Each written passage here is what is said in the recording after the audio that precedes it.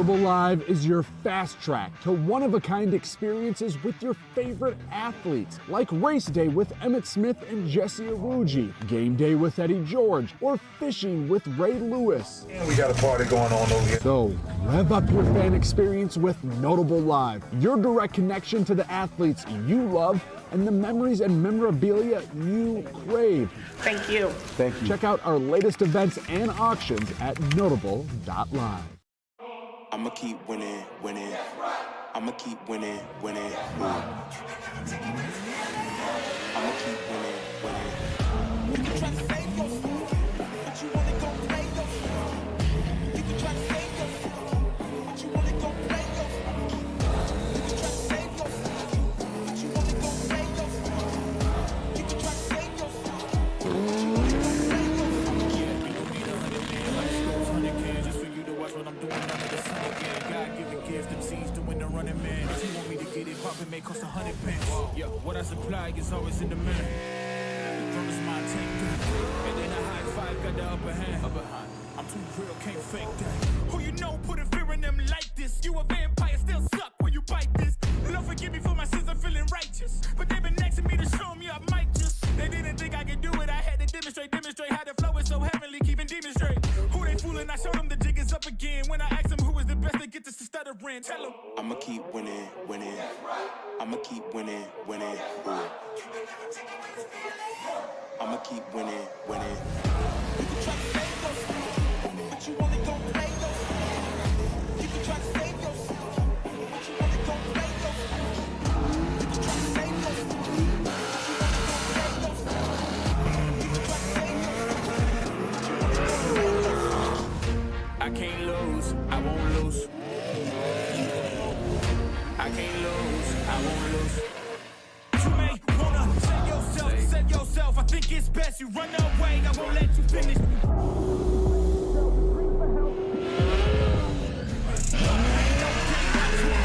Make it to the top with the same ones I came with. I shoot my shot, you better know that I'ma never miss. When they coming for me, yeah, I'm gonna tell them this. I'ma keep winning, winning. I'ma keep winning, winning. I'ma keep winning, winning. You can try to save yourself, but you wanna go play yourself. You can try to save yourself, but you wanna go play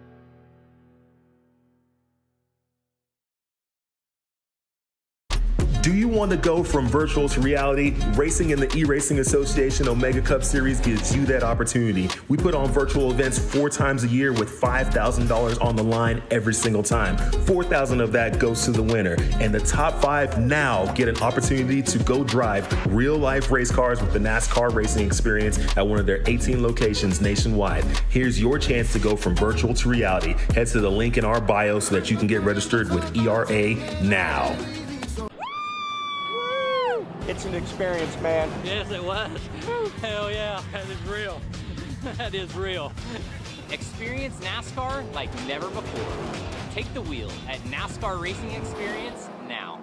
All right, ERA members, thank you so much for being participants in our eRacing Association and competing in all of our events. We had a lot of participants' names on the car for this weekend here at Talladega. We want to thank every single member out there for having your speed pass and being a member of ERA and competing in all of our events. We look forward to hosting many more events on many more platforms, and it's going to be for you. Thank you so much for everything you do, ERA. Let's get racing.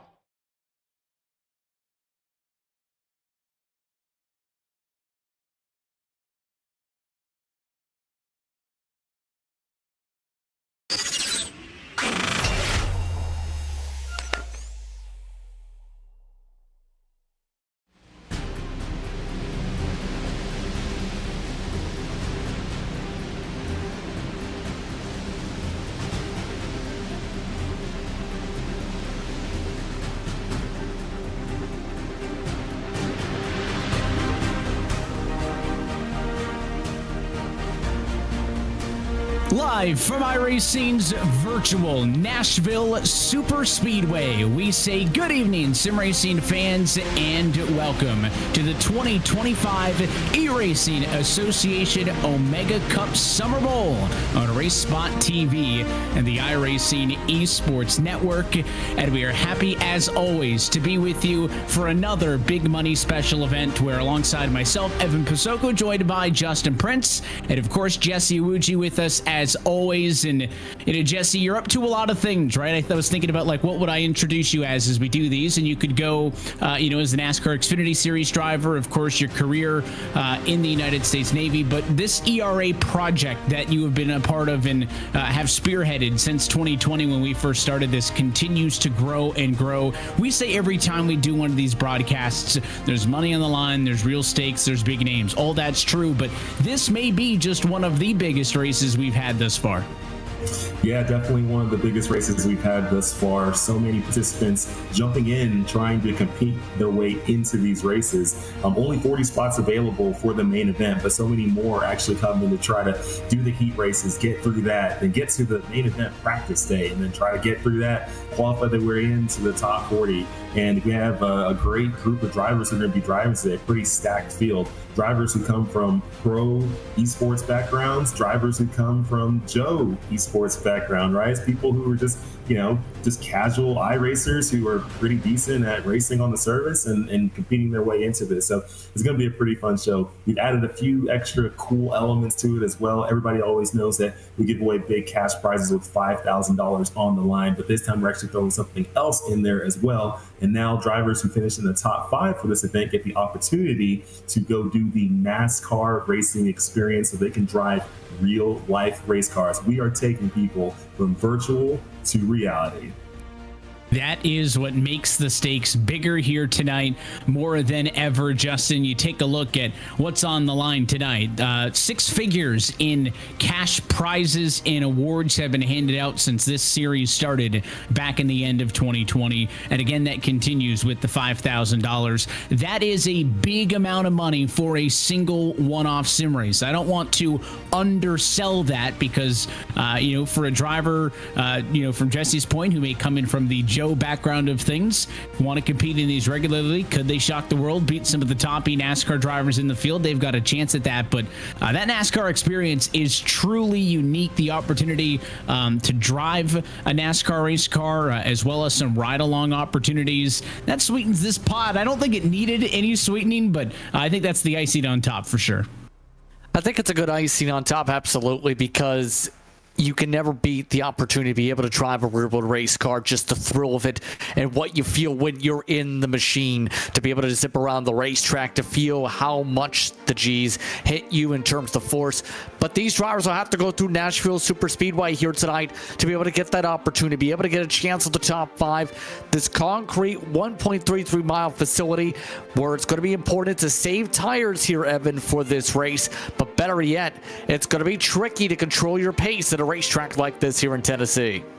Yeah, I found it a little bit hard to believe that we had yet to do one of these Omega Cup events here at the Nashville Superspeedway. Jesse, we have gone to the city of Nashville. Of course, the Superspeedway a little bit out of downtown, but you got to look way back on the first ever Winter Bowl. That was December 16th, 2020, where it all started. Was the last time we were in Nashville. That race was won by Parker Retzlaff on the short track at the fairgrounds. So a bit of a full circle moment, if you will, as we get our first live look in as these drivers are qualifying.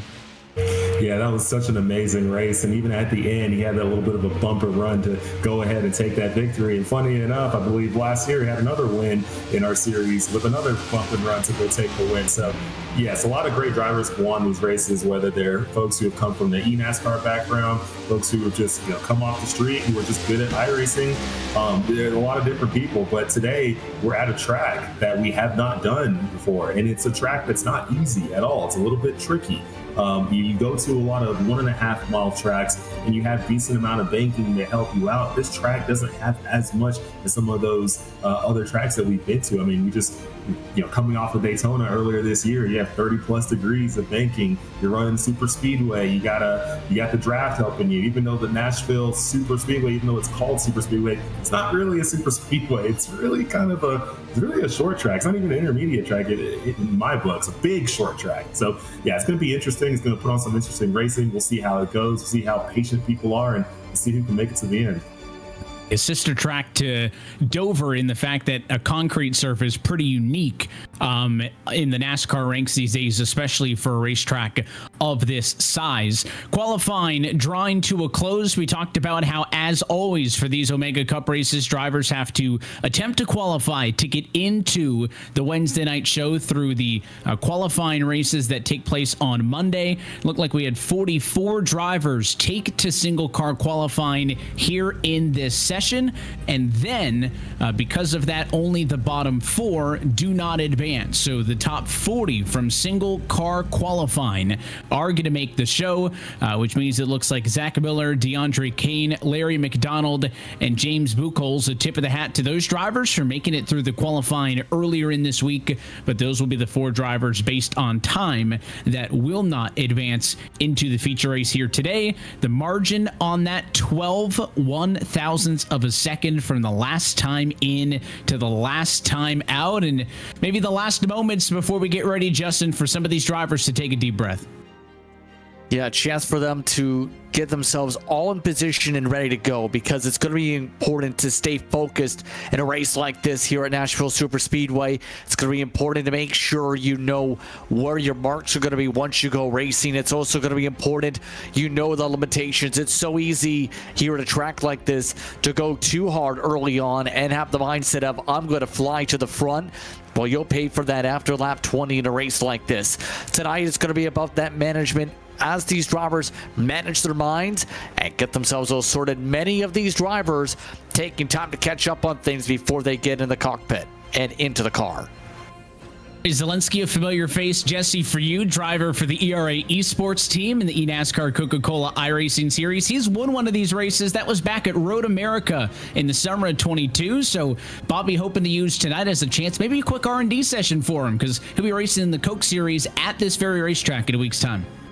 Yeah, for sure. Definitely the eNASCAR Series drivers are going to be using this as an opportunity to train, using it as an opportunity to compete against some of their own, to kind of see what their technique and strategies are in this race. Obviously, we're not always running the same amount of laps as the eNASCAR Coke Series, but it's still a good chance to go against your competition. Just see what you can do against them. See how they react to some of the things that you're doing. Yes, there's a lot on the line today. In fact, I mean, there's more on the line money wise today than there is in the one race coming up here in the future that they're going to be doing. So it's going to be interesting to see how this whole thing plays out between them and everybody else who's on the track as well. But Bobby Zielinski, Michael Cozy Jr., great drivers on our ERA esports team. We already have a victory with the team, which is awesome, and some other great finishes and some victories in some other series we're running as well. But yeah, I'm looking forward to seeing how they do. You know, obviously I got to be impartial, I got to be fair, and you know, try not to hype them up too much. But you know, those are my guys, so we'll see how they do. Yeah, I think the pressure's on them to pull through for you. This is like a home race for them inside and race it under the ERA banner. They certainly want to do good tonight, and we'll have chances as the night goes on to talk about all the different things that ERA is getting involved in, not only in the eNASCAR Coke Series, but one of the 12 teams competing in the Esports World Cup. We see the ERA colors on a couple of NASCAR Xfinity Series cars on a week-by-week basis, so many exciting things happening around the eRacing Association. We'll be able to talk more about that as this race goes on. There's another one of your pro-level drivers in Jordy Lopez. The one difference for these pros, Justin, than when they're normally competing in the Coke Series, fixed setups for these events. That's the big twist for them. So you're going to have to tailor your speed and how you drive the track, not to your preferences of setup, to what the setup is going to provide to you on the racetrack. And we know that these types of setups normally tend to swing towards the tighter side. So it's going to be about making sure you don't chew up that right front tire here, I think, for these pro drivers. They do have some experience that from a while ago. Remember the All-Star race a couple of years ago, we've had fixed sets of the Coke Series for one of the tracks here. So there is some experience in that situation for these drivers, but it's still going to be a challenge for these competitors to make sure they don't chew up that equipment with these fixed sets. And this race length at 100 laps in distance as we get ready to go tonight, an interesting one as well, because you can't just go crazy, burn the tires off early in the run, but also it is not a marathon. There's a little bit of elements of short and long run speed that are going to be necessary as, again, we get to continue cycling through the field to look at a lot of the cool sim rigs that the drivers in the field are rocking. And Fernando sees that he's on camera. They're also Esports Ford is ready to go. One of the 40 qualifiers who is in the race here this afternoon. The drivers just enjoying the final couple of minutes of a warm-up session again after that knockout qualifying before they actually get set to get going.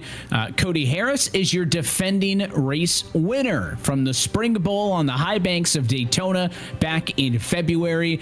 And Jesse, to your point, you mentioned, I mean, it is called Nashville Superspeedway, but it does not race anything like what Cody Harris would have found success on in Daytona last time out. Oh yeah, it's going to be a lot different this one. This one is going to take even more skill behind the wheel to be able to manage your tires, manage the car, manage the traffic, manage everything. I mean, who knows, depending on, you know, how close everybody is on the field, and if people are making mistakes, you know, what if there's some lap traffic that they got to deal with as well. When you're racing on a super speedway, typically you don't have to deal with that unless somebody, you know, lost a draft because of a damage issue or something like that. But a lot of times you're not dealing with that. Now that we come to a track like this, now that it's even shorter than a mile and a half, I mean, you might run into some of that lap traffic. So, you know, depending on how long we go greens, who knows how they're going to manage that. So there's a lot of different things you got to think about. Even if we go on the longer greens, you know, what's your tire strategy? You're going to come in, you're going to pit at what lap, you know, fuel, this and that. There's so many things to think about. And that's why we do our best to try to not give away information as far as what track we're running and the amount of laps and things like that until we get very, very close to the event, so that people aren't practicing for months leading up to the event on that track so they can strategize. They got only a very short period of time to figure that out. It's one of the things that these drivers have the benefit on in the sim, to your point. If they get tipped off on where they're going to be racing, unlike a real-world test, you can just jump on the sim and put in as many hours as you want testing. And I trust that a lot of the top-level pro drivers do those very things in their respective series. Here is the 5-minute warm-up session getting underway. Justin, again, by this point, they've already gone through, obviously, some opportunities to practice. They qualified to get to tonight through the qualifying races on Monday. So I don't really think in these final 5 minutes there is much for them to learn. I think it's just kind of shaking the nerves off, if there are any, and kind of mentally thinking through what your strategy is going to be based on how your qualifying result went. It's more so as well about making sure you have no issues with your sim rig, you have no issues in terms of anything technical wise, just going through your safety checks, as I like to call it, when it comes to this. So it's just interesting to see where things shake up, and all of these drivers are also testing out to make sure where they may prepare things from the short run for what should be a stacked field. After all, much of the field having eNASCAR experience one way or another, or working with eNASCAR organizations, it is stacked this time out here for the summertime. Well, as these drivers go through the warm-up session, let's try to dial up one of the drivers who's going to be fighting for the race win here in this race. Cody Harris found a victory lane in Daytona Beach the last time out. That was the Spring Bowl race back on February the 5th. Let's see if we can get Cody dialed up now in the Discord channel. Cody, I'll give you a sec to unmute your mic. There you go. You got us? Yeah, I gotcha. Well, hey, how's it going? Daytona winner, couple of months removed. Are we still riding the high and going to carry that momentum here into tonight? Yeah, I hope so. That was pretty cool to win it back in February. I was obviously in the right spot at the right time on the track, kind of when the season started there, but have a decent starting spot. Got a lot of stiff competition here, so I think it'll be pretty hard to repeat, but I guess you never know, and at least we're in it to have a shot to win again. When you do a race like this, it is a recurring event. We do 4 every year, but there is no, season-long points or anything to follow through. Does that affect how you approach a race like this? Do you feel like, hey, those prizes are heavily weighted to the top 5? I might value risking it, especially you mentioned, the competition is so steep. Do you risk it? Do you take chances? Do you make moves to go for wins in a series like this that maybe you wouldn't do in a 30-week-long series? Yeah, especially with strategy, depending on when cautions fall, you might try something staying out, taking 2, taking 4 when a lot of people don't, so you can cycle, just depends on how the race is playing out. But yeah, definitely make some moves, or maybe sit back here and save my tires to start and see if anyone burns their tires off and then try and make passes. But yeah, I think not having the season-long points, you can just kind of don't have to think about that and do whatever it takes to try and finish up front. And of course, at Nashville Superspeedway, a unique intermediate racetrack falling in between the mile tracks and the 1.5 miles, but the concrete surface, super unique in this space. What are your thoughts on Nashville? You mentioned a decent starting spot. You guys qualify in the number 12 position, so it seems like it fits your driving style to an extent. Yeah, I enjoy the concrete tracks on here, kind of the more flat-natured tracks. I tend to do decent at those, but yeah, it's still, I think it'll be hard to pass, but I think there is a couple of lanes as the tires wear to be able to make moves. And then you've really just got to watch the bump in 3 and 4 and not get too high up there. Well, we're looking forward to 100 laps on the concrete here this afternoon. Cody, we appreciate your time. Best of luck on going for the repeat. Maybe we'll talk to you later. That sounds good. Thank you guys for putting this on. It's your race winner from February earlier this year in Daytona. Well, the warm-up session is drawing into its final moments. We are about ready to say let's go racing here in Nashville. So to get things underway, we head into opening ceremonies. It starts with the performance of our national anthem, as always, with Amendalyn Awuji. Oh, say, can you see by the dawn's early light what so proudly we hailed at the twilight's last gleaming, whose broad stripes and bright stars through the perilous fight o'er the ramparts we watched were so gallantly streaming, and the rocket's red glare, the bombs bursting in air, gave proof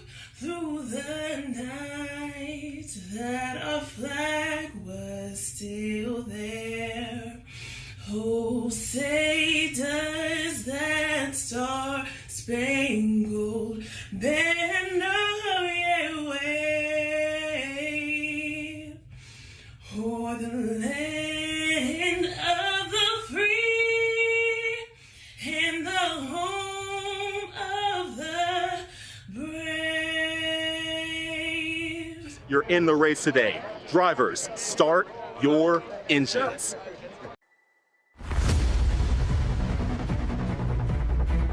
And with that, we're ready to go. So while Jesse makes his way back up to the booth from the pit lane with the command, Justin, let's take a look at your ERA starting grid. And pole position tonight goes to Jimmy Mullis in the number 29 Chevrolet. He's bringing us to the green flag next to Vicente Salas, who starts in second. Row number 2, we'll see Connor Urashak at Garrett Maines with Bobby Zelensky and Jordy Lopez, your top 6.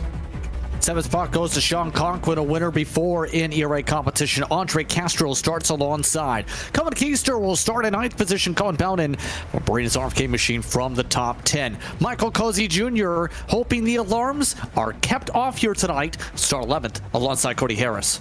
Malik Ray gets lucky number 13. He's next to Michael Guest with Ryan Doucette through your top 15. Chris Watts, Aaron Ramon, Adam Garza, the top 18. 19th going Jacob Smetana. Then it's Alex Thurber, Jacob Mazik, and Christopher Heights, along with Brennan Lyman, along with Aaron Mack in the top 24.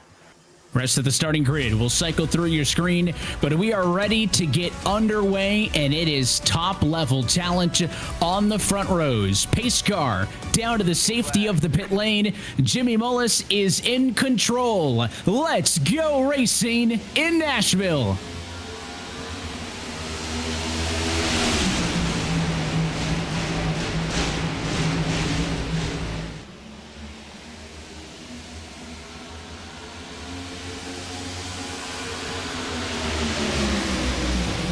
Three wide already on the opening lap of this race. To the inside for the lead. The challenge is coming from Connor Urashak. Already near bump and run situations a couple times over. Maine starting to push the issue, though. Already making it clear. Want to establish the bottom, be able to establish momentum, try and get some clean air early on. Already a bit of contact pushing Maine's back. Yeah, Jesse, they are real aggressive early. They know they've got to take advantage of the initial start of this race. Drivers going to the apron and 3 wide on the first lap and a half. I'm loving what I'm seeing here. This is actually one of the tracks that we've been to now on our ERA events that I actually haven't raced in real life. So it's very interesting for me to watch how this whole thing plays out. Usually, most of the tracks I've been to, so I can talk from experience, hey, I've ran at this track in real life. This is what I feel. This is what happens. Here's how the race will play out. But this one is different. So it's almost like I'm a fan just sitting there watching like, wow, this is pretty cool. They're going 4 wide on this short track here.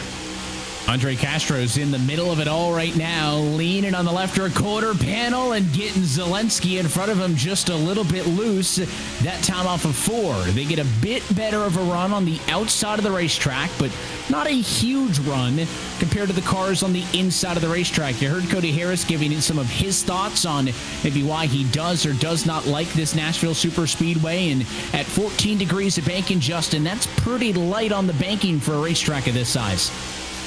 And it means a lot of off-throttle time, letting the car roll to be able to stick to make sure you don't chew up those tires, and better yet, to make sure you don't sail off on corner exit. One of the major things to keep an eye on when you have some of the side-by-side too here, Evan, is going to be drivers trying to take air off the spoiler of their competitors, make them be unstable off corner exit. Seen a little bit of that on Jordy Lopez's car that forced him to reset as some of these other drivers regroup. You're looking at Sean Conklin in the 54. He's under the 34 of Andre Castro into the outside wall. That thing got a little bit tail happy off of 4. Kissed it, lost a little bit of speed. Could have been a lot worse, though. He continues on. Outside of this battle, though, everybody else for this moment in time trying to get single filed out, trying to get some laps behind them and get a bit of a pace going. On board with Colin Keister, bit of a smirk. He's single file in line. He is right on the bumper of the car in front of him of Conklin. Just settled on in at this point, all around the bottom of the racetrack. This is a bottom-feeding circuit. You go higher up, yeah, you might be able to do something for a couple moments, but you end up destroying your tires, Evan, as the night progresses. So you have to keep as much as you can towards that yellow line around the racetrack to the corners to make sure you have that long run stability you need. And that, I think, is the number one thing, Jesse. You were talking about the pros and the Joes that separates somebody like me from somebody who can qualify for this race, and that's tire saving. I can maybe, if I put the time in, get an okay lap somewhere, but I just cannot master the tire saving. And Cody Harris mentioned it when I was talking to him, the fact that he's hoping he can conserve a little bit early. Some drivers may burn their tires up. That means they'll be slower later in the run. When he has more tires available, he'll be faster and can then catch up. One of the many parallels between real-world racing and what we see here on the sim. And iRacing does a really good job of making that parallel actually very realistic. If you start beating up that right front or even beating up that right rear, depending on how that setup is for the car, because, you know, driving in, if you keep over-driving it, you're going to kill the right front. Driving off the corner on exit, if you keep just romping on that throttle, you're going to kill that right rear. So, you know, iRacing does a really good job of simulating what it's like in real life, and you don't get your tires back. It's not like you can make mistakes and be like, oh, it's all right. Like, the tire will come back. It doesn't. Like, every bit of tire you leave on the track gets left on the track. It doesn't come back to your tire. So that's it. You kill it, you're done. So you really got to be careful. You really got to watch it, and you got to feel it. It is very difficult to master. It takes a lot of experience. It takes a lot of laps. I mean, you got to go lap after lap after lap to understand every input that I give the car. This is what it's going to do to the tire. This is what it's going to do to how the car is going to feel throughout the run. And the more and more laps you do over and over and over, the more mistakes you make over and over and over, you learn from that, and you know the goods and you know the bads. It takes time, and just like anything else that you try to master in life, it takes time. And you know, they talk about 10,000 hours to master anything. There's a lot of folks in this in this group right here who have probably 10,000 hours worth of sim time. Who've been doing this whole thing for many, many years. It is a very strong weight to the top of the field right now, with the like of Urashak, Molis, Main, Salas, Zelensky, and Lopez, top 6 drivers, only NASCAR talent. And then you get Andre Castro, Sean Conklin. Those are names that we have seen before in these ERA events. Make it known that they are here to play. And the KC Designs 34 of Andre Castro in a great spot right now. He is up 1 spot from the start of the race. That's really all I'm seeing up front, is maybe 2 spots here, 1 spot there. Not a lot of big movement inside of the top 10, Justin. You drop out of the top 10 to catch a little bit of side-by-side. That's Aaron Ramon and Alex Thurber doing battle for P16. Yeah, some of these drivers starting to make some inroads right now. You mentioned Ramon up +1, Thurber up +3. You also talk about someone like Garza on screen that we've seen run a fair bit in official races, now at a Ford for this running with a different organization. So far has been able to pick up 4 spots. And he's amongst the drivers that have not had a chance at the eNASCAR Coca level yet, that I think has the ability to do so. Tonight, though, so far, just making sure he can make measured improvements as the run goes on, to not destroy the tires, and make sure he's got some long run speed in his car to be able to maybe pounce on some of those who might have overexerted their speed to keep up front. Seems pretty calm, though. Behind the wheel, some drivers are very animated, right? You can tell if they're frustrated, if they're feeling good. Adam's pretty calm. It's still early on, only 14 laps in.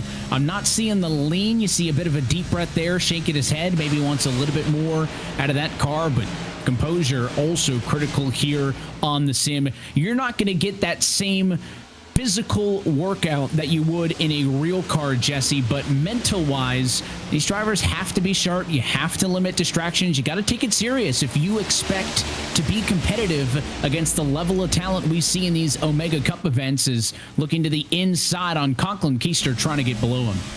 You know what? So as I think about it, I was just back in an Xfinity car just a few weeks ago racing at Talladega Superspeedway, and it was very interesting. It had been a little bit since I had driven, and I got to kind of, in a way, be new to it again and re-feel all these feelings that drivers have when they're driving. The heat aspect of it, you know, in the car, it's well over 100 degrees inside the race car. The G-forces, you know, all the mental side of it, thinking and trying to understand what the car is doing at each part of the run. All this stuff is coming to you at once, and it's a mental exercise, it's a physical exercise.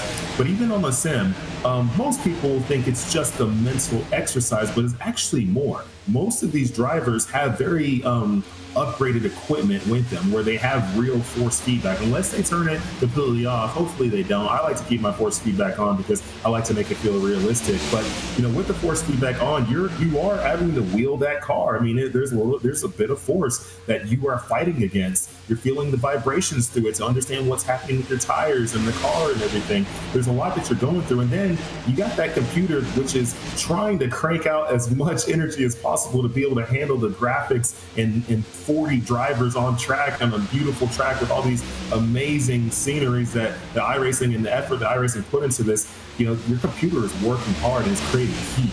All these folks, they're not doing this in a nice cold environment. They're in a room, strapped in there. They got their door closed. It's getting hot in that room. They're going to start sweating here a little bit. So you are actually getting the physical workout now in these sims. Like, times have changed. I mean, a lot of drivers, I won't say a lot, but there's a segment of them you talk about how many upgrades can you get to, right? I've seen a couple of those full motion rigs, which I don't think a lot of the pro level drivers have, but I've seen those, and those will kind of whip you around as the car slides, especially if you're doing off-road racing on the Sims. So you're right. I mean, without that ability to feel the car physically underneath you in the real world, that force feedback where the wheel reacts to what's happening to the car, what's happening on track, is one way that these drivers can get some insights into the car that they wouldn't otherwise have. We're watching this battle for the lead. It has continued on for a few laps. Jimmy Mullis, who started this race on pole, Justin, slides back into the number 3 spot. It's still eRacing up front, but the instigator right now is Garrett Maines. Made a pass for second, and I think that blue Toyota up the road wants more. I think so, especially with the fact he's getting good runs by Corner Apex, almost having to check up with eRacing, but he also threw in the mix Mullis. The reason he even lost the second spot, had a bit of contact with eRacing trying to go. How about a little bit of contact with Maines? He was there on the quarter panel, and it's so difficult to get a good corner exit if you have chewed up your tires here. If you start pushing tight, it can cause problems for that corner exit. Mullis seems to have good momentum. The problem is, just can't get the corner off with side-by-sides like he's now having to deal with in these battles. Trying to use the outside line to his advantage. He's going to get the run on the number 29 on the inside of the racetrack. So through and into third goes Vicente Salas. He's got the ERA colors on the front of that Toyota Camry, but maybe not done yet. The 29 of Mullis, looking right back down to the bottom, is not going to make this easy on him. Clean through the opening 22 laps completed in this race. Bit of a gap starting to grow in the midfield. Your top 15 or so pulling away for the rest of the field. And look at these two leaning on each other off of 2.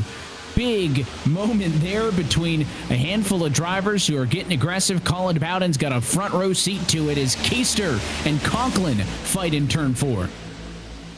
Man, these battles are getting a little bit serious now. It's really cool to just watch up and down the field to see who's in this field. Like we mentioned before, there are a bunch of eNASCAR drivers in it, but then there's a lot of folks who aren't as well. But one interesting, pair that I'm watching here, Andre Castro, right? He came from running open wheel cars, some sports car stuff. Not a ton of experience doing all that, but the experience he did have did really well. And then jumped into the NASCAR Xfinity Series and has run some races there on some road courses and has done well. And then, you have the other, oh my gosh, as I'm speaking about him, he gets turned. Oh my goodness. It's the commentator's curse, but what a save for Andre. The caution will come out at 1/4 distance in this race. I thought that thing for sure, Jesse, was coming to back up the hill, and we were going to see a big mess. And we'll get a second look at it in a moment, but you talk about some of the real-world experience there. What a catch for Andre to make that one not as bad as it could have been. Wow. I mean, I maybe because I was talking about him, maybe the fellow got upset and was like, you know what? I'm going to be the talk of the show now. Let me turn him. I don't know. But, oh, my goodness, that was crazy. I mean, I was just about to say, I'm seeing Andre Castro here. We're seeing, Michael Cussy Jr., Bobby Zielinski. They're running all next to each other. People that had driven for, our ERA esports team, and also Andre, who has driven for our real NASCAR team at Jesse Wuji Motorsports. It's really cool to see these folks here. But, man, Andre just got turned. I guess that's racing. Yeah, there's the second look. They just kind of got compacted to the outside, but here's the save And I mentioned the top 15 or so were pulling away. Well, that's the gap. So certainly there's a touch of luck, Justin, that he comes back up in that big gap that was starting to grow. But a lot of drivers might have spun that down pit road or gone all the way back up and into the outside wall. So Andre deserves some credit for the save, as it looks like everybody's coming to pit road. Yeah, absolute credit to be able to lock it down, be able to make sure it didn't slide up into the outside wall, in particular with that cut to the right. He also got lucky with the gap, I will say, that had built up between the two packs to be able to make that save in the first place. But a chance to get some fresh Goodyear Eagles on your car here. Unlimited tire sets here in this race here tonight. We'll see if these drivers are able to execute quickly in the pit stop. It is everybody down pit road. So we talked about tire wear. They must all feel that after 26 laps complete, they want some fresh tires, but there is some strategy gambles in the pit lane. Connor Urashak enters as the leader, but he will exit third. He takes 4 tires, Jesse. Everybody, with the exception of 1 or 2 here or there behind him, also take 4, but Malik Ray and Colin Bowden only going to put 2 tires on their cars. That gives them instant track position as they jump to P1 and 2. Man, that's a gutsy call right there, but maybe it's something they've been practicing. I mean, you have an opportunity in practice to try out these different strategies, right? You get into practice, you have about an hour. Okay, let me see if we get on the run and we all have to come down, what am I going to do? Maybe they practice it. Maybe they know something that everybody else doesn't. Everybody did the normal traditional thing, 4 tires and fuel. They were like, I think I'm going to be all right with 2 tires. It's a very short track type of strategy. I've seen it before on other races where people just put on those the right sides and just get that little bit of extra grip because maybe their lefts aren't wearing like that. Maybe with the way they're driving their cars, their lefts are actually staying pretty solid. Who knows? Only they would know. They can look at what's going on with their tire wear and they understand that, hey, I think I'm all right if I just throw on these rights and I'm good to go. So they made that call. We'll see if it works out. It's either going to work or it's not. And if it doesn't, you're going to see them fall back pretty quick or get wrecked by someone. And if they do fall back, Justin, if the 2 tires can't maintain pace with the 4, it might make this restart very interesting as all those other cars try to get by. I think absolutely here. This is a gamble where you're hoping for track position, then enter a caution a little while down the line, because long run wise, these cars might fall off a significant bit in terms of pace by at least a few tenths of a second a lap, and that can be costly overall where they migrate back to where they were. But remember, it's a +9 and a +11 for Bowden and for Ray as a result of this call. If they can make it stick and then a caution around 20-30 laps from now, we'll see if anyone else tries the same gamble later, but they can get some net advantage if they get a caution later. First restart of the day going to come as 28 laps of 100 to fall to the wayside.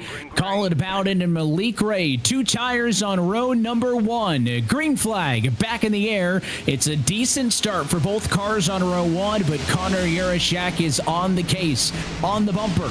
Bowden into turn number 1, likely going to get more bite with the 4 tires off the corner. Can he chase down Bowden up front right now? The answer, no.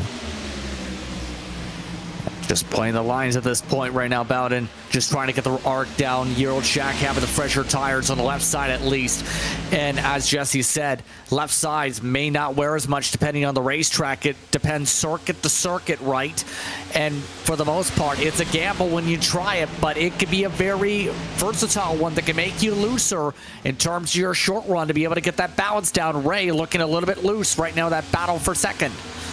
Circuit to circuit, driver to driver. With a race like this and it's a fixed setup, everybody has the same setup, so it's not a setup thing, right? The setups aren't going to really affect your tires different than other people, but with this track and how it's changing, what line you're running, if a driver chooses to run that outside lane every single time, his tires are going to wear differently than whoever chooses to run that bottom lane every single time. It's just, there's so many different factors that can wear out tires.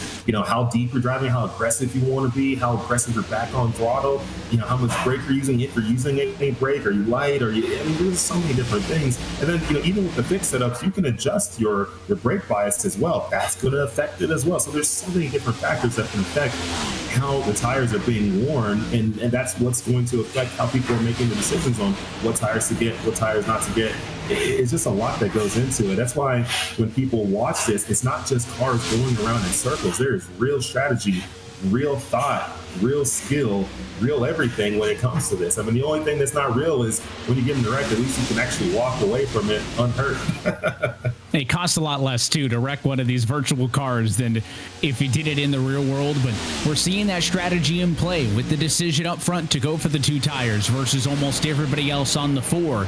The brake bias that Jesse mentions there, Justin, one of the very few things you can adjust in a fixed setup race. How much of the percentage of your braking do you want to be in the front of the car or the rear of the car? That could be a track-by-track thing, also a driver-by-driver thing, much like some of the other strategy methods. But Maines right now doing everything he can to find a way by Malik Ray. He's trying the outside, but struggling to get a hold up there. Malik lost a touch of speed getting onto the apron, though, and that's going to allow him to pull up alongside. And look at all of this. Zelensky, Guest, Lopez at Bohr, back at P8. It is a hornet's nest. Yeah, absolutely. These drivers just trying to sort themselves out and get themselves clear, get as much track position as they can. Very curious about some of the drivers that are in the heart of some of these battles. In particular, can they get that drive off they're looking for? You can get a decent amount of it off of turn 4 in battles like this, but it's so difficult to be able to clear with this type of racetrack. It's one of those circuits you need to strategize on how you make the pass so you don't destroy your Goodyear Eagles, to be able to make a move, just like Moas just did, to be able to line up behind Vicente Salwas amongst his top 5. And with his move into the number 2 spot for Maines, now a chance to set his sights on the race leader. We're on board with Connor Urashak in the number 23 car, single file in front of him as he looks to the back bumper of the next driver up the road. That one is the one of Malik Ray. So these top 6 trying to pull a little bit of a gap. Everybody pretty much running an identical line at the moment as you head down in turns 3 to 4. Again, everybody down to just about maybe a couple of feet off of the yellow line. There are some racetracks that we've seen in these Omega Cup races where some drivers are going to go way to the outside, some are going to go to the bottom. A lot of those kind of tracks, progressive banking, a big story in that. Jesse, I know you mentioned this Nashville Superspeedway, one of the tracks that you haven't done in the real world that we're racing here in an Omega Cup race. It seems to me that we're not seeing, at least early in this race, drivers fanning out. Seems like they all know where the speed is.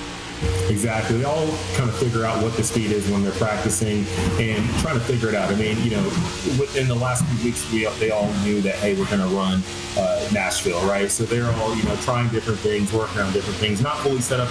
They're not fully sure what the setup was actually going to be, but, they're just trying to figure out exactly, trying to figure out through their practices, like how things are going to play out. Sometimes they get into these group practices, they work on it from there, they try all different sorts of things. But yeah, I mean, it's once you get in here with all these other drivers and things start changing, whatever your strategy was originally, it becomes different. When you're racing at different tracks that have the variable banking, that's different than a track that doesn't, because the track that does have variable banking, that allows you to go run the top side and go run the wall. When a track doesn't, there's no point of running the wall because the banking is the same everywhere on the track. So you might as well run the shortest line possible, which is what these guys are trying to do. They're all trying to fight for the bottom, get down to the bottom, and get off the corner on the shortest lane possible.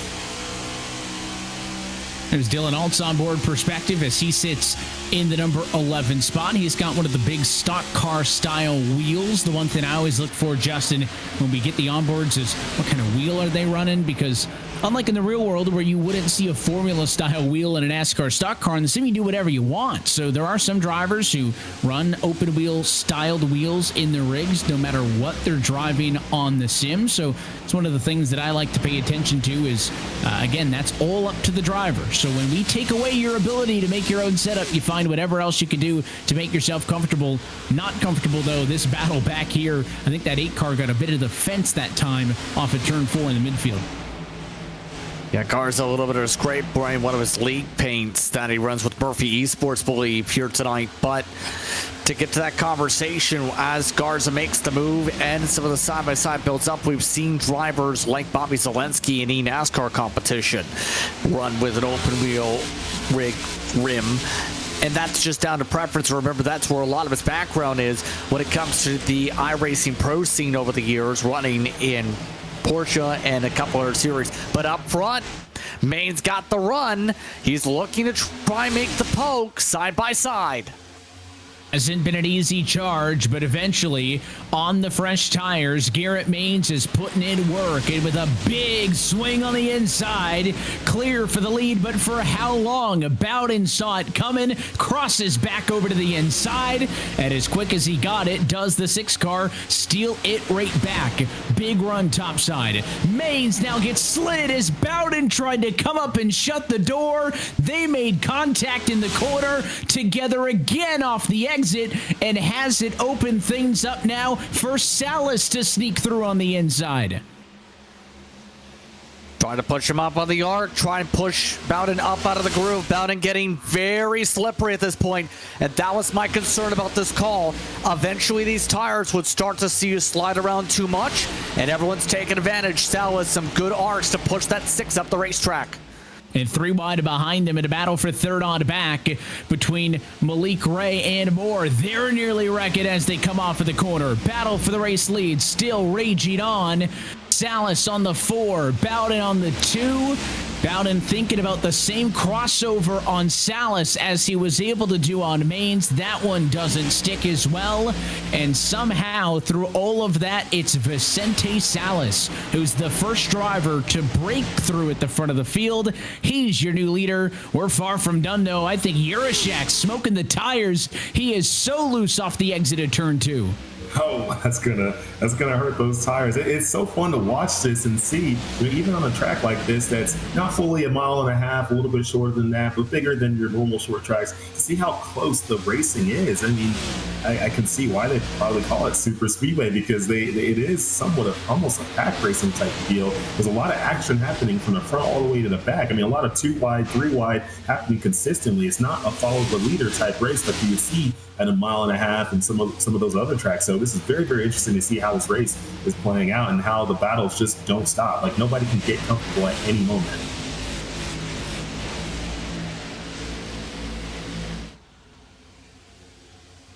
All of this is going to be interesting to say at the very least, though. The rest of this pack, how they break things out here in terms of this rhythm, in terms of trying to get around drivers like Ray, because Ray, remember, also going to be slipping back here in the midst of this. Jimmy Mullis got bullied around a little bit. That pushed him back in the order.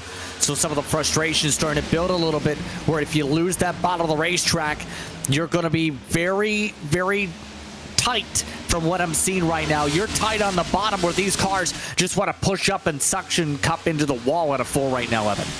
Yeah, you saw Mullis, as you were talking about it right there, start to push up and basically lean on the door of Urashak, and a bit of a nervous driver would be that man you're on the board with right now, Jordi Lopez, because he's got Mullis leaning on his quarter panel, a glance in the side view mirror there as he clears the 27 machine off of the corner, and Jordi Lopez getting to back up and into the conversation in the BS competition Chevrolet. He wants to get up to the likes of Mullis, Urashak, and more. Again, it is a who's who of top sim racing talent battling inside of the top 10 right now in this race at Nashville. More smoke. That must have been the 8 car. Is he going to wreck it? Sideways again. That was Adam Garza, who got way, way sideways. He caught that car after getting a bump off of the nose of Colin Keister, but he saves it. Incredible slide, incredible save, and now Keister's over the track and sliding. Oh, no! Again with Castro, second time tonight. Wow. Oh, God. And again, the caution will fly, Jesse, but maybe they get away with one that could have been worse. I mean, they're hooked together on the exit of turn 4. Listen, the ball field, if you want to call it that, the grass in the tribal here at Nashville is huge compared to some tracks, but again, Keister goes through the grass at high speed. I thought for sure something was going to happen to that car, but he's able to reel it in and keep on going. So second incident in the night that results in a car that spins out but isn't destroyed. Yeah, they got pretty fortunate that one. I mean, that was pretty crazy. It could have ended up really bad, not only for them, but for some other people around them. But everybody, for the most part, is still pretty good. I mean, it's just probably a couple folks need to come down pit road and get some new tires. But besides that, I think everybody else should be pretty solid. But man, that was interesting. Yeah, this run actually almost right on the money, Justin, with the length of the first run we had in this race before the yellow flag came out. So almost everybody wanted 4 tires. Last time, the 2 tires did not work bad at all. Colin Bowden and Malik Gray made that call. They're still second and fourth, so there's the second look at the replay. The 25 squeezed into the fence and spins, but a good recovery. So like we saw last time, everybody's going to be coming to pit road. And with how good the 2 tires worked relatively, wonder if we have any more takers on that strategy. Want to be surprised about somebody taking an advantage to get track position.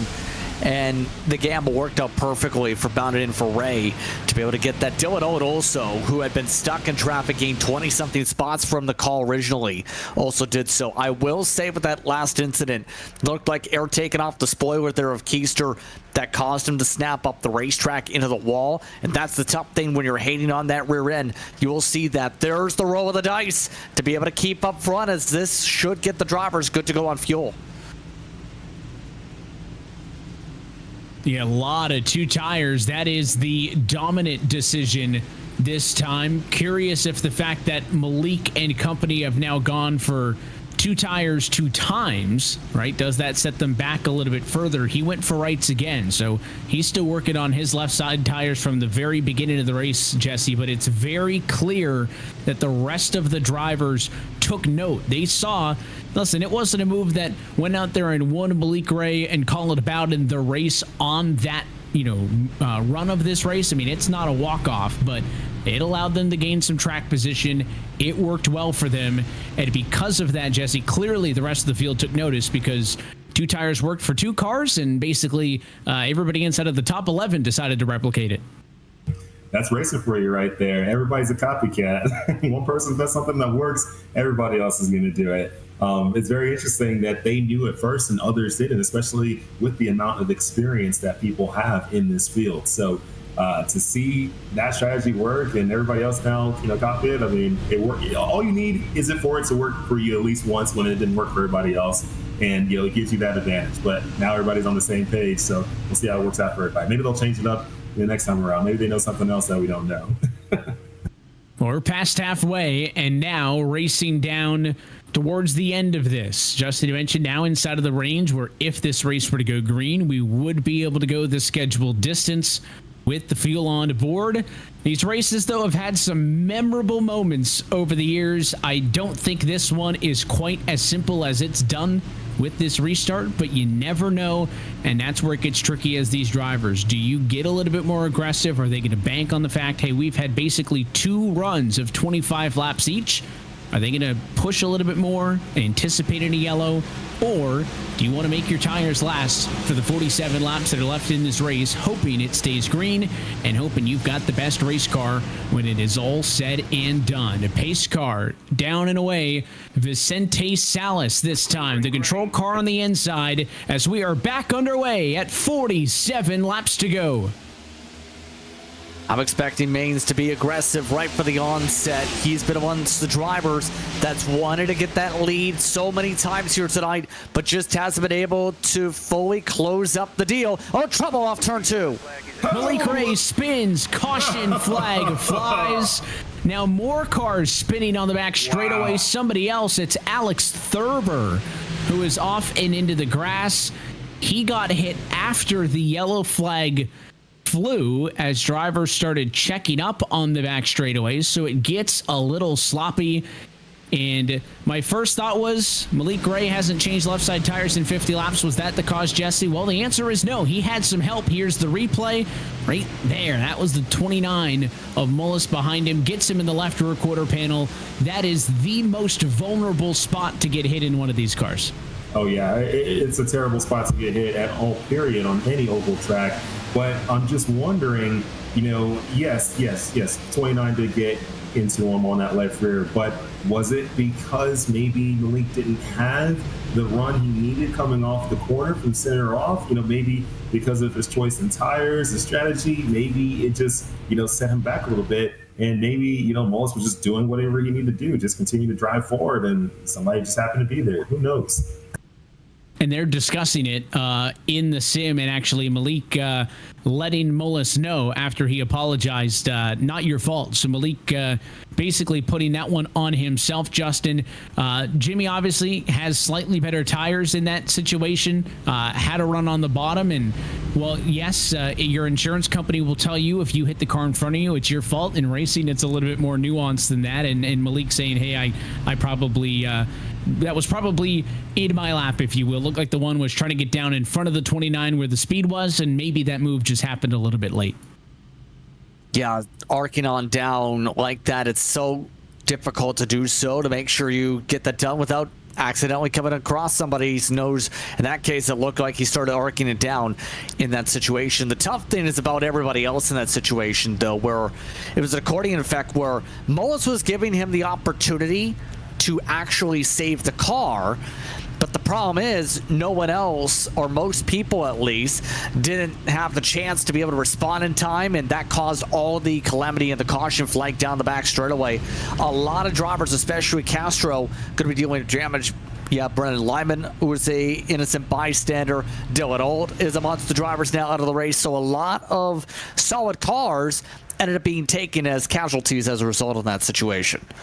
Yeah, really the first time an incident on track has damaged a couple of cars. We've seen them bouncing off of the wall a lot, but we've gotten pretty fortunate on the yellows. And Jesse, we'll see those cars get into the outside wall as they come off of 4. I know it's not Darlington, but I think about the Darlington stripe. I mean, there's a limit, right? You can get away with a couple of wall taps on exit, but you don't want to hit it too hard or you could do some damage to the toe on these cars.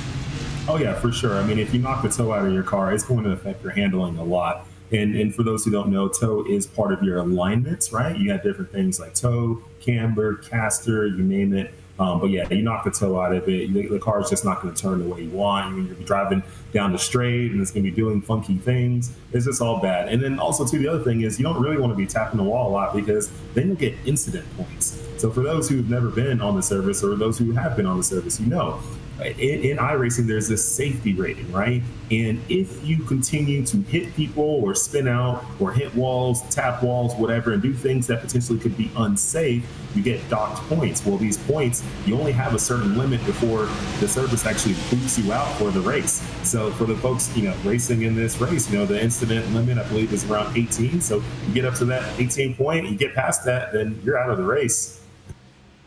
Extra incentive for these drivers to keep it clean and make it to the distance. Another restart as we're back underway. 43 laps to go this time by, and an even better restart than the last one for Vicente Salas. Connor Urashak inside of the top 5, trying to make the inside line work, but the 11 up front clear for the race lead to the tune of 3 car lengths. Challenge for second is right in front of Connor. To the inside of Mains goes Colin Bowden.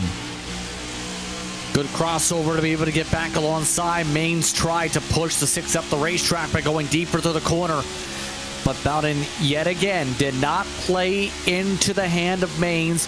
Just took it on right, gives it the arc right on back to be able to clear right back. Why not? A couple times we've seen the 6 car do that and get clear on the inside to pull up in line, and now 3 wide for third. Through the center of all of that, here comes Jordi Lopez, and on the bottom, Urashak tries to go for the double slide job, can't get in front of Mains, who stays up top, and somehow Jordi Lopez, the driver who stays in front in that battle for third, through all of that, Jesse. 40 to go next time by. It is clear these drivers, if they've been holding anything back, are not doing so any longer.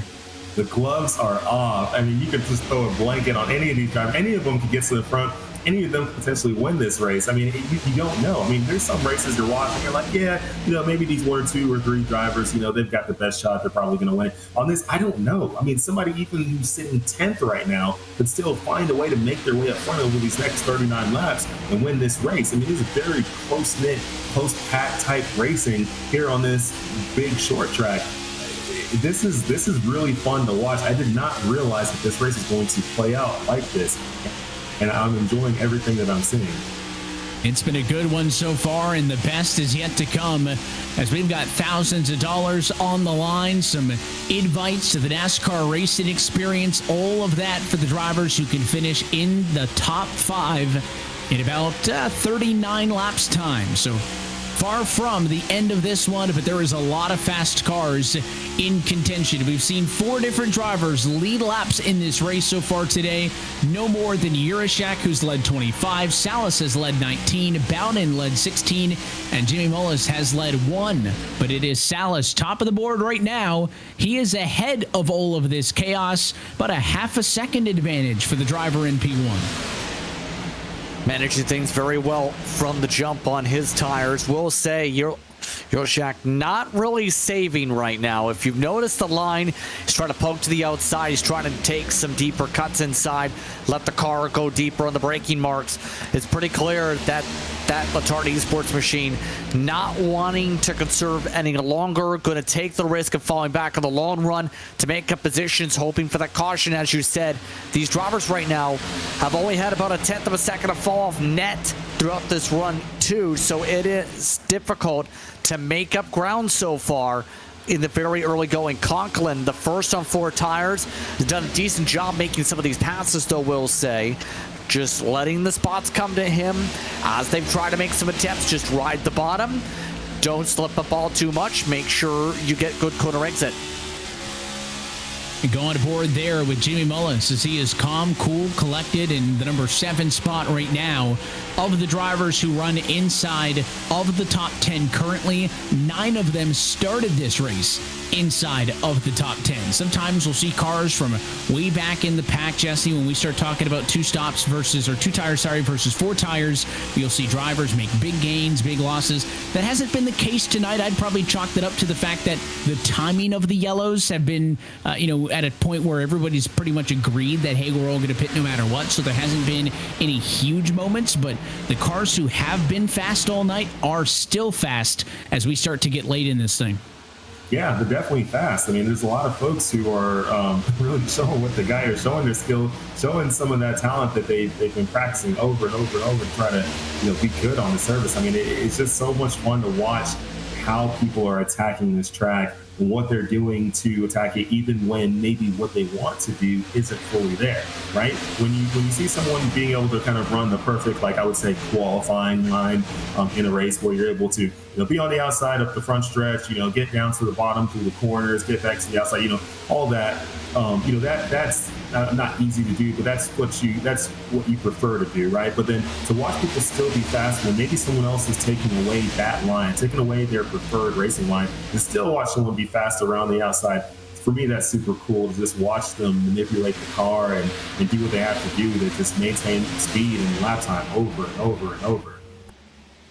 And Justin, one of the elements of strategy to keep a half eye on here, I think, would be Colin Keister. He is the first driver in the running order on 4 tires. Everybody behind him pretty much also took 4 the last time down pit road, but he restarted back in 16th position, so he is making up time. I mean, that's nearly plus 7 spots, in fact, since the restart. So P9, long way to go, but Keister has showed a little bit of promise.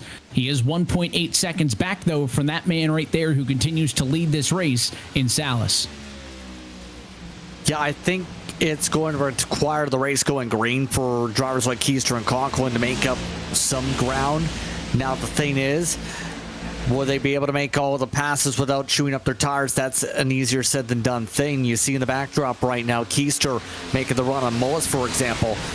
So some of these drivers are starting to try and find clean air that have that grip differential, that have that little pace on the 4 tires. It's going to require it going the distance, though, Evan, for them to have a true chance to be able to make up some of this ground as some of these drivers on 2 tires start to see a bit more pace fall off compared to those who may have the 4 tires that have the extra bit of left side grip that keeps them a little bit more stable compared to the looser conditions with the cars in front of them. 70 laps down, 30 laps to go at iRacing's Nashville Superspeedway. You're watching the eRacing Association Omega Cup Summer Bowl here on the iRacing Esports Network.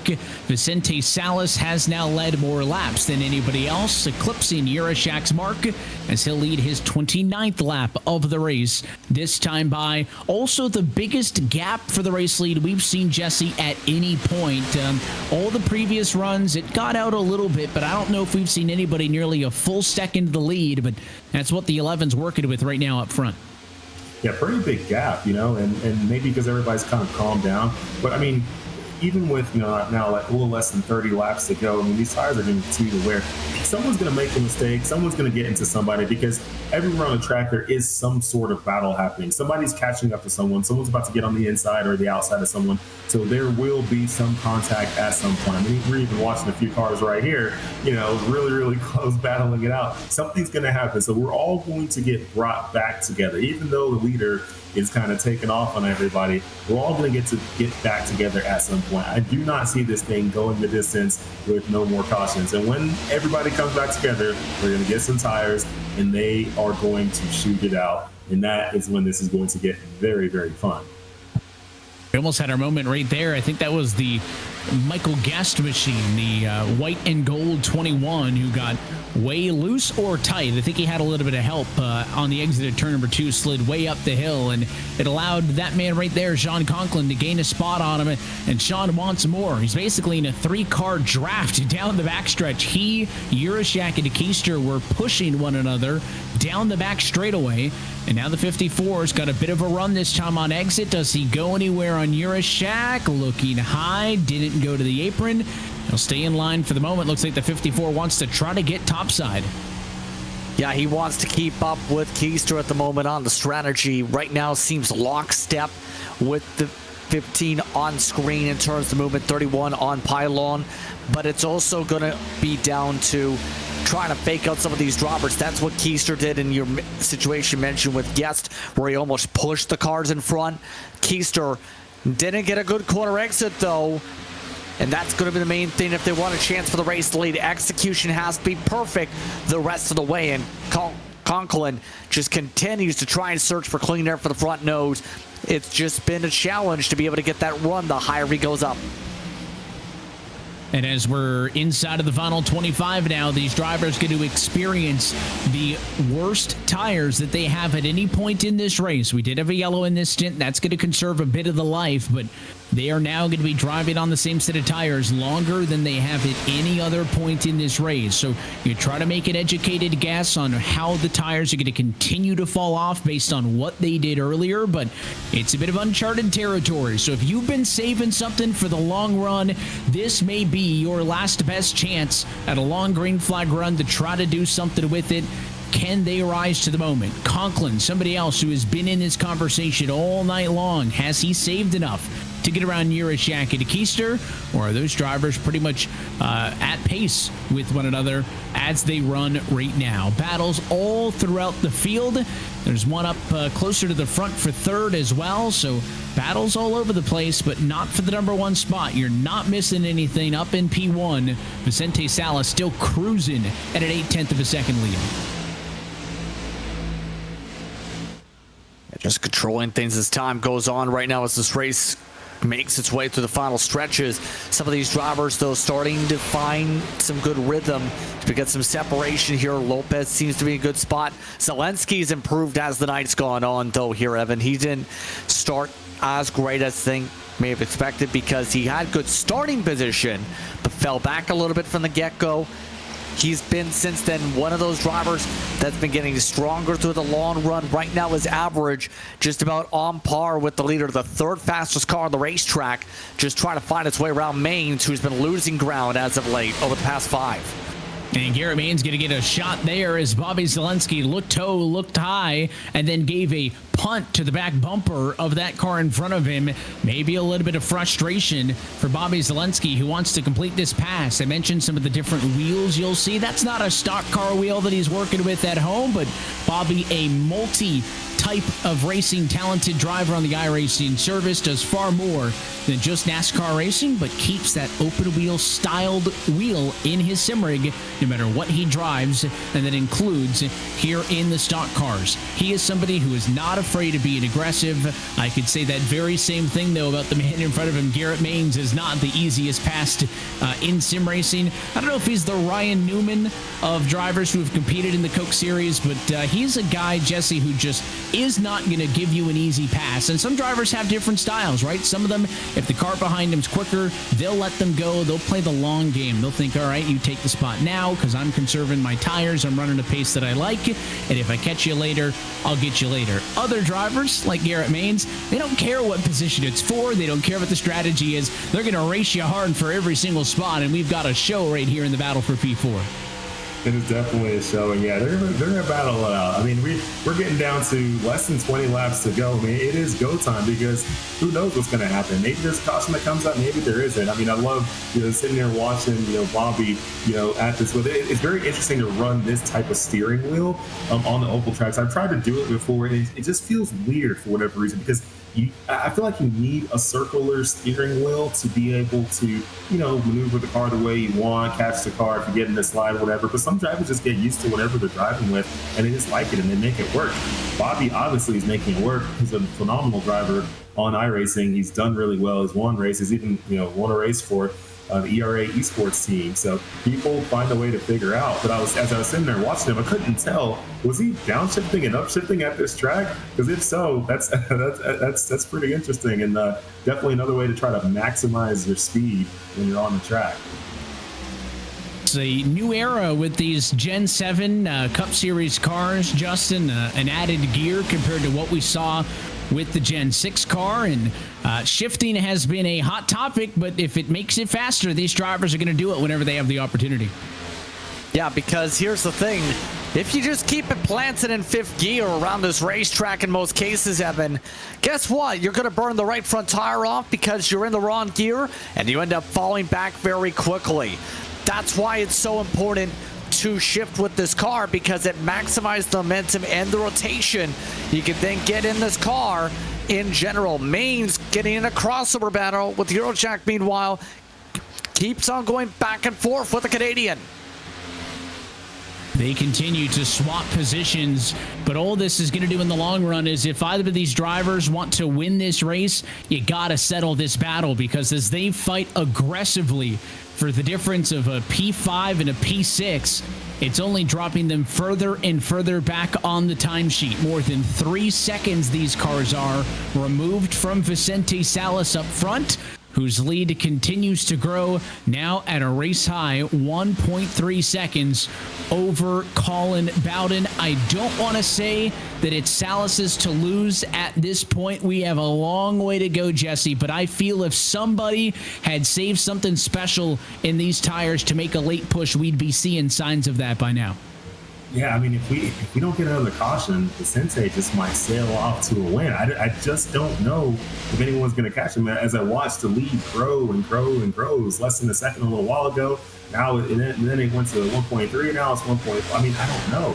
I don't know if anyone has anything, unless the Sensei makes a mistake, which, people make mistakes in the lead. They'll be leading and they're good, they're comfortable, and all of a sudden they make a wrong move and then the lead closes up. So I don't know. I mean, if there isn't a caution, I think he takes the win. If there is a caution, who knows what's going to happen. But as you look through the field, it's very interesting to kind of see the diverse group of drivers that we have here. We have drivers, obviously, NASCAR is big here in the U.S., so most of these drivers are here stationed in the U.S., but we actually have, a driver here, maybe more than one, but for sure one driver who's actually from the Czech Republic, who's racing at like 3 a.m. right now in his home country and racing in this race. So it's really cool to see drivers from not just the U.S., but from around the entire world, the globe.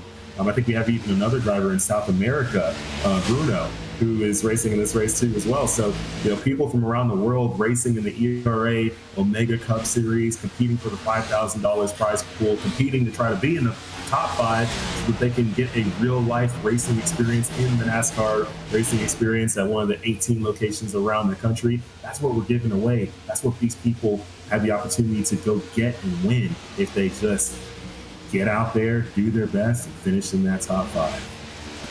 In both of the Smetanas, Peter and Jacob from the Central Eastern European Club on iRacing. These events are so good for that reason. It doesn't matter what kind of rig you've got at home, where you live in the world, if you have real-world racing experience or not. This is the great equalizer, and it all comes down to who is the fastest driver on any given night. If they are able to pull something out here, and if this thing gets wonky late, they might have to worry about some extra logistics to get over here and do the NASCAR racing experience. But I think that would be an okay headache to deal with, in order to get such a cool opportunity and such a cool prize. But we are inside now of 9 laps to go in this race.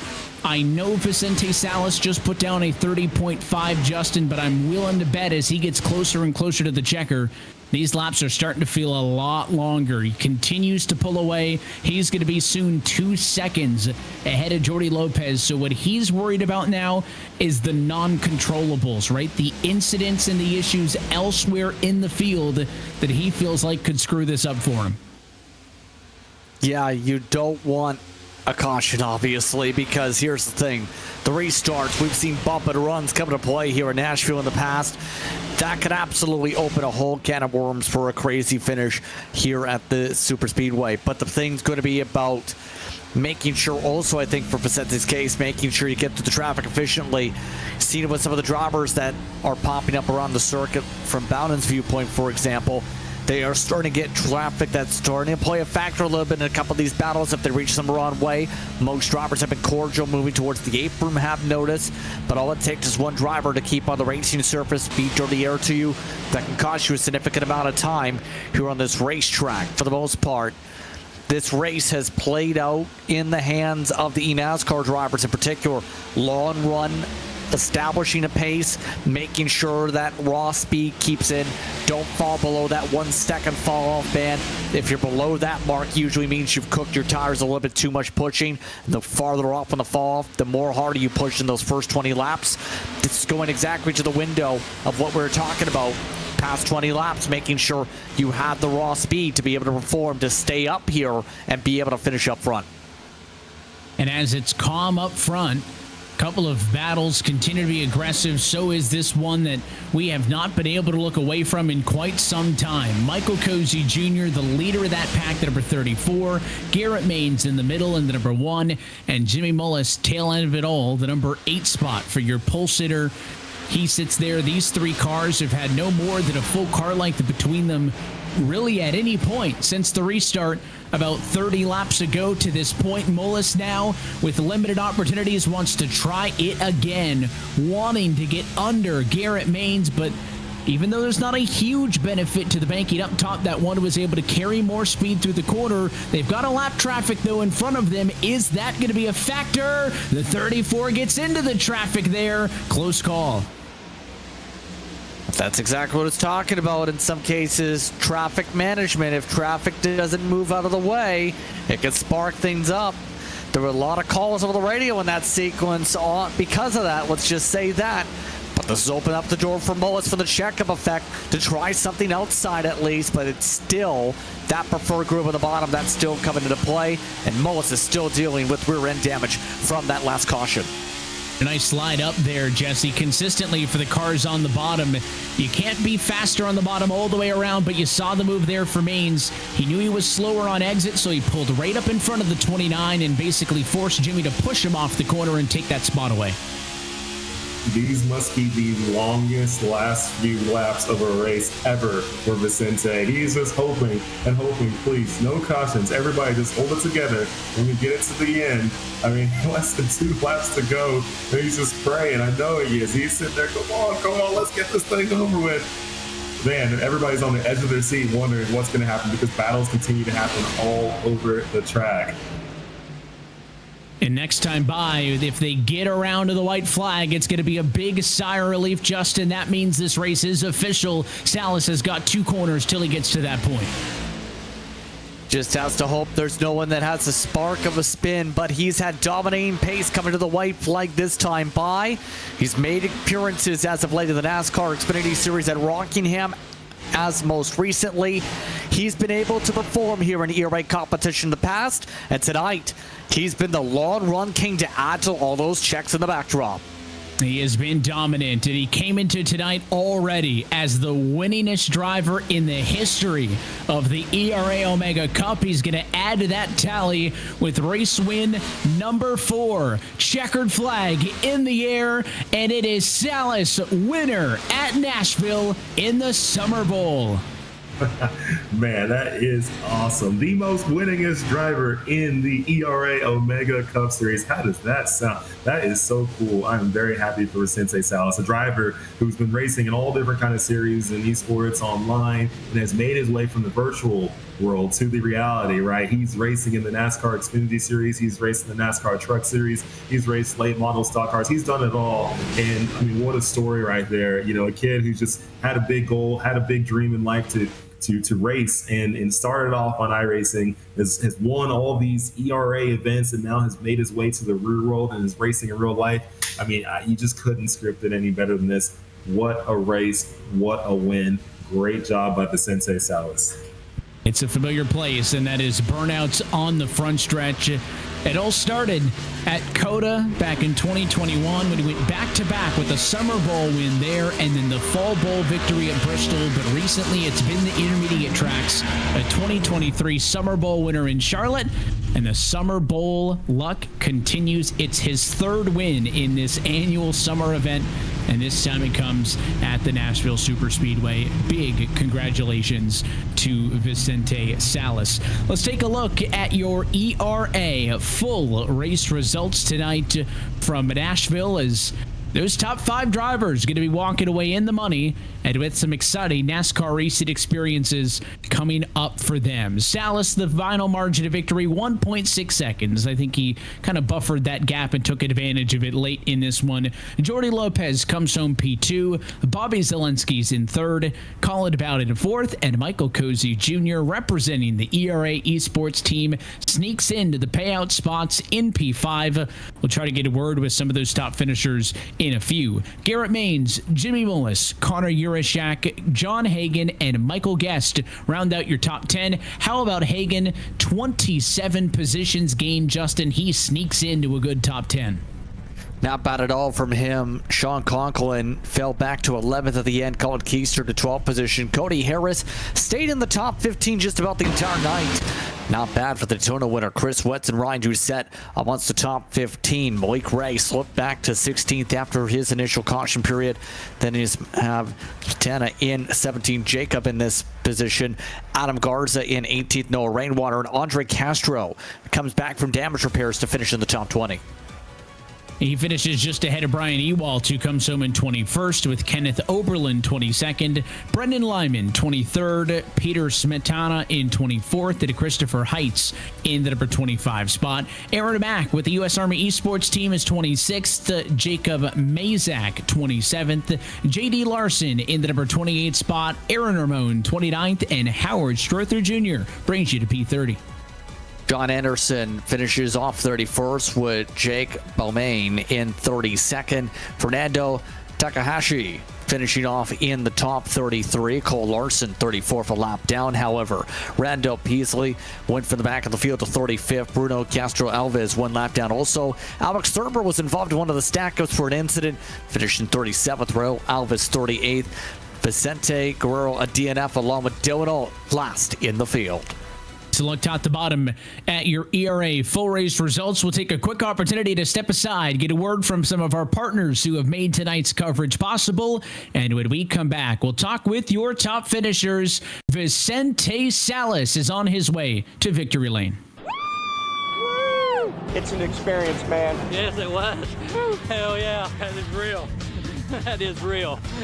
Experience NASCAR like never before. Take the wheel at NASCAR Racing Experience now.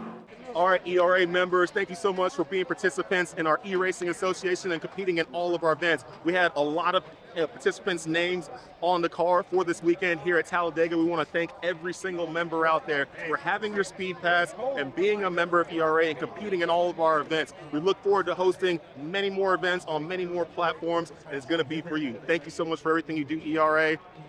Let's get racing.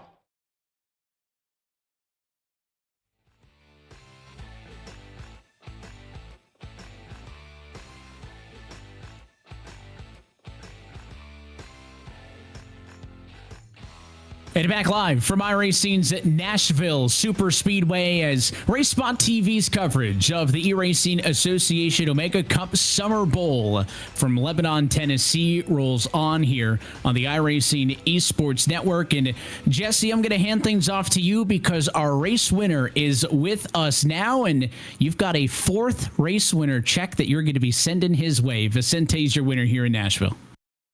The Sensei, man, you're taking everyone out to dinner tonight. How did that feel? I mean, you were out there on those last, how many ever laps you had led. I mean, I'm sure those last few ones felt like the longest laps in the world. What was that feeling going on in your head when you had 10 to go, 5 to go, and you're just wondering, man, what's going to happen? Yeah, I mean, honestly, I was just praying that the race would stay green. I mean, that was the biggest thing. And I heard a few times on the radio, guys were yelling, throw it, yellow. And I was like, please don't do that. So, yeah, I mean, I'm super grateful to come home with the win tonight. I actually went to a church tonight. I got out of there at like 7:30, 7:45, came straight here and ran this race. So, honestly, was just praying that it'd be clean, we'd have fun, and whatever's meant to be would be. So, I'm super grateful that we were able to bring home the win tonight and have a good run. Well, the good Lord was on your side because you are a winner. Now you are the most winningest driver in the ERA Omega Cup Series. What to have like an accomplishment like that, to have an accolade like that, what does something like that mean to you? I mean, I don't know. It's hard to describe. I started running these back in 2021, I guess essentially almost 5 years ago now. So, I mean, you guys have helped me so much with my career, making connections and just meeting people and, being on a big stage with these races. So, this league, these races have been such a huge blessing. And I'm honored to, represent ERAs on the car here, Micro Center, everyone from Kanan Esports, Miramar Financial, Alpha Prime Racing, the shirt I'm wearing, Bill McNally, just everybody that gives me opportunities to drive race cars, real or virtual. I'm just really, really thankful. And you're one of those drivers who have actually taken their skills from virtual to reality. Like, how did that even come about for you? And what does it mean to be able to, have this big goal and dream to go off and race in real life and to start, virtually, but now find a way into the reality? Like, what does something like that mean? Like, dreams come true, right? Yeah, I mean, it's something I've always wanted to do. As a kid, I grew up watching the TV, and I didn't really watch many movies or TV shows, but I always watched NASCAR, Formula One, IndyCar, just anything I could watch racing-wise. So, I started racing go-karts, didn't really have the opportunity to jump to NASCAR, so I started racing the NASCAR Coca-Cola iRacing series, as well as the ERA races. And, those two leagues and races have taken me to where I am today. So, I mean, it's definitely, no pun intended, saying it wouldn't be virtual to reality if it wasn't for the virtual first. That's so awesome. And then you've been absolutely crushing it. You're winning races. You're doing amazing. And hopefully we see you in victory lane one day in real life and just let this whole story come full circle, man. You're an awesome person. You're killing it on the service here. Thank you so much for competing in our events, being part of them. And man, good job, most winningest driver. Thank you, guys. God is good. I appreciate it.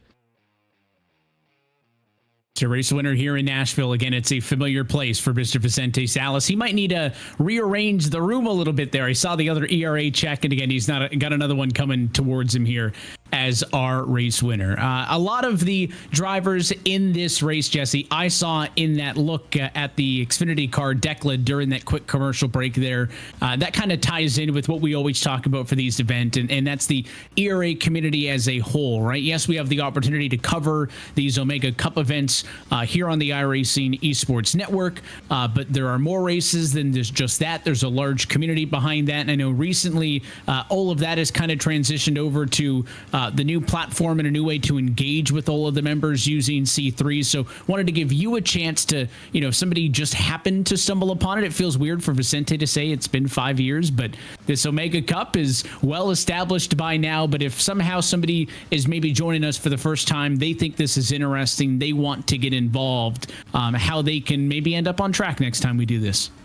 When we first started this back at the end of 2020, the whole goal was just to create an awesome experience for people to feel like a pro, right? We know that, getting into real life racing is very difficult. It's very expensive. It's tough. It's not easy to do. But if we can create some type of opportunity where people are racing in these virtual races that feel real, racing in a race that's broadcasted on the iRacing platform and on YouTube and Facebook, you name it, Twitch, you name it, we're all over the place. They're getting this broadcast experience, they're getting this viewership, they're getting all these great things that you would get as a pro, and then also you're getting an opportunity to win some money. That's what pros do, right? They win money. So to put it all together and then also now have the opportunity to go drive real life race cars, if you can finish in the top 5 and go be part of the NASCAR racing experience, just coupling all that together has been something that for us has been amazing to watch and really cool to provide that to these folks. But now, we have this new platform that we've put ERA on, which is Channel 3, which is helping us really optimize how we build the community